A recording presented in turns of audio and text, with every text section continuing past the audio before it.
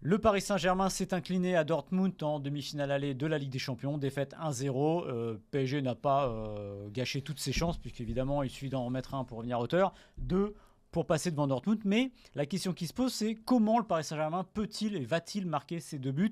Est-ce que l'animation offensive du Paris Saint-Germain, qui était défaillante sur ce premier match notamment, ne serait pas à revoir avant le retour du Parc des Princes, Martin?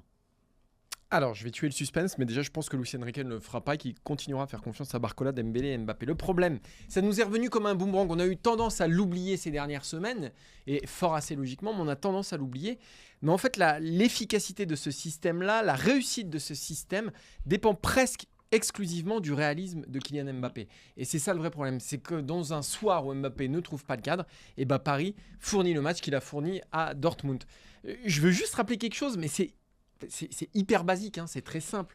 Sais-tu combien Barcola a marqué de buts cette saison? Je vais mettre à 7. 4. Ah oui. Sais-tu combien de buts Dembélé a marqué cette saison? Je vais mettre à 5. 5. Donc ils ont marqué 9 buts en 38 et en 39 matchs. Donc c'est très peu. Ce ne sont pas des buteurs. Ce ne sont pas des joueurs capables, fiables devant le but. On l'a vu avec Dembélé qui envoie le caviar d'Hakimi 800 mètres au-dessus du but. Voilà, ce que je veux dire, et c'est mon premier argument, mon premier propos, c'est de dire que ça dépend presque exclusivement d'Mbappé. Ce qui en soi n'est pas un problème, puisque Mbappé est, je crois, le deuxième meilleur buteur en Europe derrière Kane. Donc heureusement qu'ils ont Mbappé. Mais malgré tout, si Mbappé est dans un mauvais soir, s'il rate, comme il a raté face à Dortmund, il s'en est fallu de peu, bah voilà, ça fout le boxon.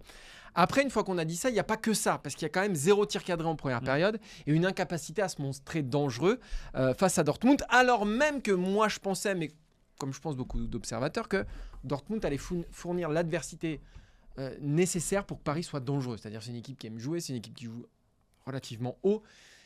Mais quand tu fous Dembélé au marquage de Can en phase défensive, forcément il va perdre de l'influx, forcément il va perdre aussi du pouvoir de nuisance. Quand il manque du monde dans la surface, parce que le problème de Mbappé, c'est qu'il est très rarement dans les endroits dangereux.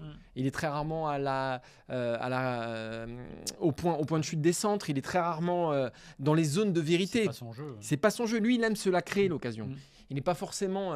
c'est là où on se dit qu'un Gonzalo Ramos, effectivement, qui reste sur 8 buts lors des 11 derniers matchs, qui a ce profil-là, pourrait effectivement faire un bien fou au PSG. Mais je ne crois pas Luis Enrique capable de tout changer pour ce qui pourrait être potentiellement le dernier match important du PSG cette saison.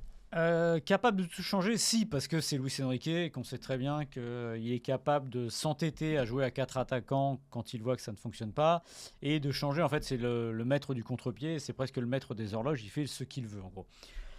Mais quand tu vois le temps de jeu de Kolo Muani et de Ramos en Ligue des Champions ces derniers, depuis les 8e. Oui, mais avec lui, je ne jurerai jamais de rien. Mais en tout cas, mais t'as raison. C'est plausible. Qu'est-ce qui fait qu'une animation offensive est performante? Alors déjà, il faut toujours le dire, ça dépasse le cadre des 3 attaquants, parce qu'évidemment, les ballons, s'ils n'arrivent pas, ça ne fonctionne pas. Là, aujourd'hui, on est sur une disposition en attaque. Barcola à gauche, Mbappé dans l'axe, avec Dembélé à droite, même si Dembélé, on l'a vu, et ça revient dans l'axe. Qu'est-ce qu'on fait avec ça? On a, au fond, si on suit la logique, peut-être les 3 attaquants dans leur genre les plus performants du PSG cette année, avec évidemment une grosse défaillance à la réalisation pour Barcola, Dembélé, mais ça on le savait déjà, notamment de Dembélé.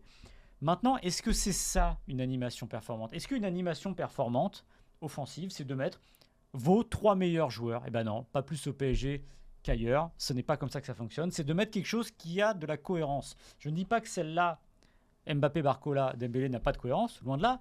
Je pense que c'est pas la meilleure, tout simplement. Et c'est un truc que moi je tiens depuis le début, c'est-à-dire que vous regardez les profils de chacun, vous mettez Mbappé, Ramos et Dembélé, déjà vous avez une différence de profil. Vous avez un joueur, un point de fixation dans la surface qui, il est vrai, a eu un peu de mal au début, même si, je le répète, son temps de jeu par rapport à Kolo Muani au début, c'est sans commune mesure, et que lui, on l'a très vite grillé, alors que Kolo Muani a eu plus de chances que lui. Ensuite, la base, enfin encore une fois, essayez de mettre votre meilleur joueur dans sa meilleure position, tout simplement. Moi, je suis désolé, Mbappé dans l'axe, je ne m'y fais pas, tout simplement. Oui. Alors oui, ça permet de faire jouer Barcola, mais si vous avez à choisir entre Mbappé et Barcola, je suis à peu près sûr que 9 fois sur 10, voire 99 fois sur 100, vous choisirez Mbappé. Mbappé, comme tu l'as dit, il a besoin de partir de loin, il a besoin de se créer ses occasions.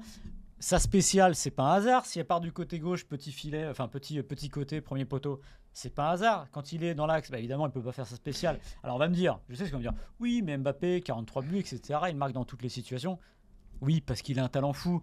Et qu'en Ligue 1, en effet, je pense que Mbappé, qui jouerait milieu défensif en Ligue 1, il arrivera à la quinzaine de buts. Voilà. Non, mais pour faire simple, voilà. Tout simplement, il a du talent, il est plus fort que les autres.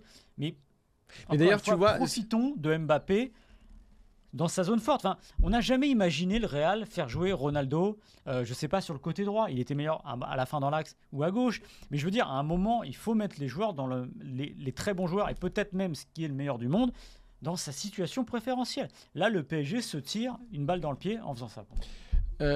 D'ailleurs, tu vois que la seule grosse occasion de Mbappé, c'est quand il se désaxe un peu à gauche. Comme par hasard. Ouais.